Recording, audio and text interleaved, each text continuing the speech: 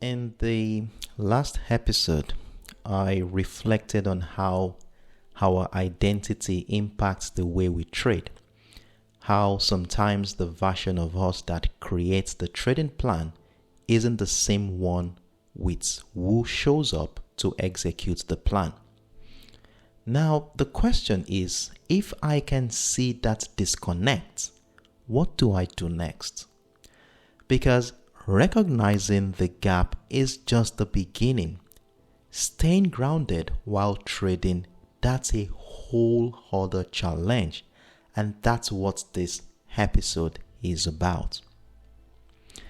Over the past years, I have watched myself, not just my charts, but my behavioral patterns, what pulls me off track, what keeps me aligned, and honestly, I've come to see that trading is not just a skill game, it's a nervous system game.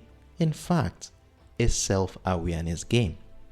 Because sometimes the problem isn't that you don't have a good strategy, it's that you can access it when you need it the most. Not because you are not disciplined, but because something inside you is overloaded emotionally, mentally, or physically. I started noticing this in subtle ways, like how I could go from winning trades to self-sabotage in less than 24 hours. Not because the market changed, but because I changed. So I started observing not just the market, but myself. When I felt most grounded, when I was most prone to forcing trades, when the emotional highs kicked in, and when they crashed. And that's when I noticed a pattern. It wasn't just about the trades I took. It was more about when I took the trades. You see, for a long time, I used to trade every day, more or less like a day trader. And most Mondays, I usually made good profits. The market will show its hand early in the week, and I'll catch the move. But then Tuesday will come, and because I was still riding the high from Monday, I'd go into the market too confident, too eager, thinking I was invincible. And more often than not, I'd lose everything I made the day before.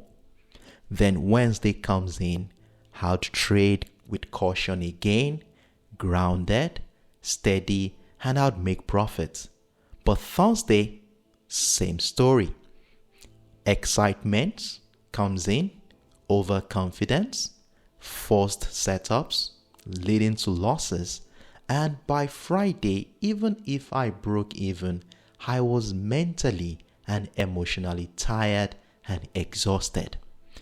That's when I realized it wasn't the market doing this, it was me. Or more precisely, my nervous system trying to sprint through a marathon. So I made a decision. I only trade on Monday, Wednesday, and Friday now. Not because of some magical formula, but because I needed to build space between my wins, to let my system reset so I could stay sharp, grounded, and clear-headed. That rhythm, that pause, has become one of the most important edges in my trading journey. And it is also why I anchor the Forex Morning Mastery on those 3 days of the week, because that's when I know I am truly at my best, not just technically, but emotionally. And I'm sharing this story because I know I'm not alone in this.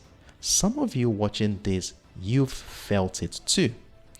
That sense of knowing what to do, but not doing it. That frustration after a good week turns into an emotional crash. It's not always about the market at all. It's often about your capacity, how well you can hold space for risk, how quickly you can recover from wins and losses, how safe you feel, not just in the trading setup, but in yourself.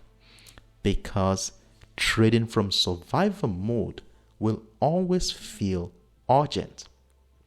And your hedge won't save you if your nervous system is hijacked.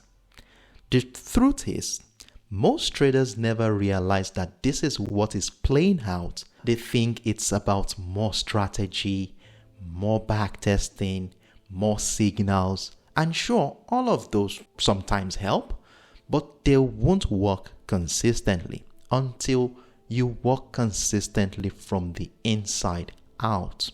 That's what this rebuild is really about. Not just fixing your charts, but restoring your internal balance so that you can meet the market with clarity, not chaos. It's important to know that your nervous system is your first risk manager, not your stop loss, not your trading rules. You are. So in this episode, I just wanted to bring it back to the core. How you feel before you trade, what version of you is placing that order, and whether that version is trading to create or to survive. Because for me, the difference between a good trade and a costly one has never been the setup alone, but the state I was in when I took the trade. So again, this is not about you copying my reading, my approach, or my schedule. It's about using this information to notice and identify your own pattern and designing your trading life in a way that actually supports you. Because we are all wired differently. And if your strategy does not account for how you are built, it will keep breaking you. And this also ties back to what we started in episode 1, this journey of rebuilding the trader within. Because at the end of the day, your strategy is only as strong as the version of you who is showing up to trade it. Because the more regulated you are, the more your action matches the version of you that created the plan. That's where we will pick up in the next episode, which will be why you trade how you trade and what to do about it.